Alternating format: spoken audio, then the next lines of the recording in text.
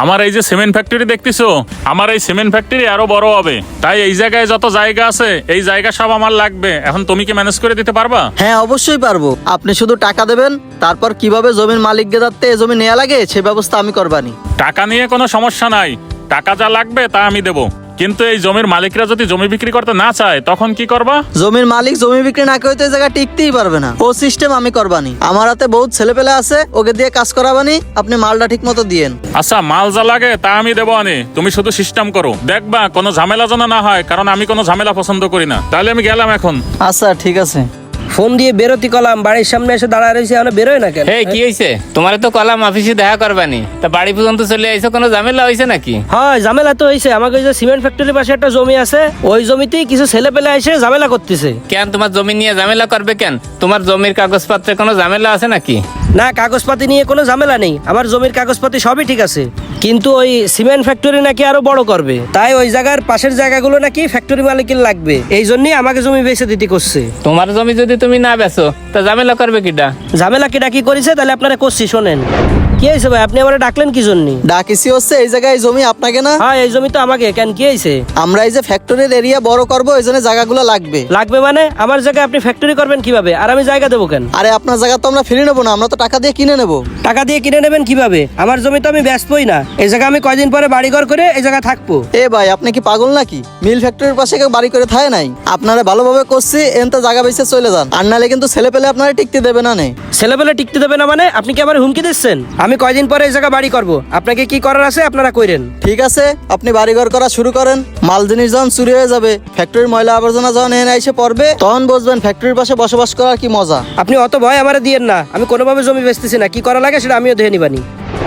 ছেলেপেলা দিয়ে এভাবে ঝামেলা করাচ্ছে। ওই সিমেন্ট ফ্যাক্টরি নাকি আরো বড় করবে, তাই আমাকে এই জায়গাগুলো লাগবে। তাই যেভাবে হোক এখন জায়গাগুলো আমাকে তাদের নিয়ে আসার চেষ্টা করতেছে। আচ্ছা, ঝামেলা কি হয়েছে আমি বুঝতে পারিছি। এখন ছেলেপেলের সাথে কথা বলে তো লাভ নাই, ডাইরেক্ট মালিকের সাথে কথা বলতে হবে। ওই মালিক মানে ওই ফ্যাক্টরি মালিকের কথা করছেন? হ্যাঁ চলেন তাহলে মালিকের সাথে কথা কয়ে একটু মিটাই দিয়েন। তা মোবাইল মানি ব্যাগ তো কিছু নিয়ে বেরোয়নি। ওই সমস্যা নাই, আসেন। ওই ফ্যাক্টরিতে গেলেই ওনারা পাওয়া যাবে না, আসেন। আপনার ফ্যাক্টরির পাশে ওগে একটা জমি আছে, ওইখানে ছেলে পেলে আবার ডিস্টার্ব করতেছে। শুনলাম জমি নাকি আপনিই নিতে চাচ্ছেন। ও আচ্ছা, তাহলে জমি তোমাকে? জি, জমি আমাকে। আচ্ছা ঠিক আছে, তুমি একটু বাইরে যাই দাঁড়াও, আমি ওনার সাথে একটু কথা বলি। ও আচ্ছা, আমি বাইরে যাব? হ্যাঁ যাও, আমি ওনার সাথে কথা বলে তারপরে ডাকতেছি। আচ্ছা ঠিক আছে, যাচ্ছি। শোনেন ভাই, সবার সামনে তো সব কথা বলা যায় না, এই জন্য ওরে আমি সরাই দিলাম। আর আপনি হলেন এলাকার সম্মানিত ব্যক্তি, আপনার সম্মানের দিকটাও তো আমার দেখা লাগবে। এখন কথা হচ্ছে যে আমার ফ্যাক্টরিটা বড় করার জন্য তো ওই আশপাশের জমিগুলো আমার লাগবে। এখন কি করা যায় তাই আপনি একটু বলেন। আপনি একজন প্রতিষ্ঠিত ব্যবসায়ী, আপনি গ্যাঞ্জাম ফেসাদ করলে এটা ভালো দেখা যায় না। তার চেয়ে জমির দাম একটু বাড়াই দেন, তাহলে ওরা রাজি হতে পারে। আপনি যখন আসছেন, আপনি থাইকা এর একটা মীমাংসা করে দিয়েন। জমির দাম যা আছে তা তো দেবো আনে, আর বাড়তি কিছু টাকা পয়সাও আমি আপনার কাছে দিয়ে দেবো আনে। আপনি যা করার ওইভাবে সিস্টেম করেন। এখন ওরা ডাইকা বলেন জমিটা আমার লাগবে, জমিটা যেন আমার দিয়ে দেয়। আচ্ছা ডাকতেছি। এদিকে আসো। হ্যাঁ ভিতরে আসো। আচ্ছা, ওরে যা কয়া লাগে আমি বুঝাই করছি। জি কাকা বলেন। বসো। শোনো, তোমার যে জায়গার দাম আছে তার চেয়ে একটু বাড়াই দিবে নে। তুমি জায়গাটা ওনারে দিয়ে দাও, উনি ফ্যাক্টরি করবে তো।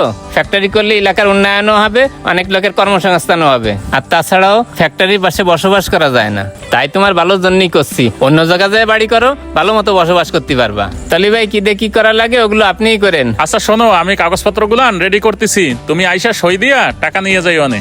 তাহলে তো হয়েই গেল, চলো তাহলে। আচ্ছা তাহলে আমি গেলাম। আচ্ছা ঠিক আছে, দেখা হবে আনে। এভাবেই টাকা এবং ক্ষমতার কাছে হেরে যায় অনেক মানুষের স্বপ্ন।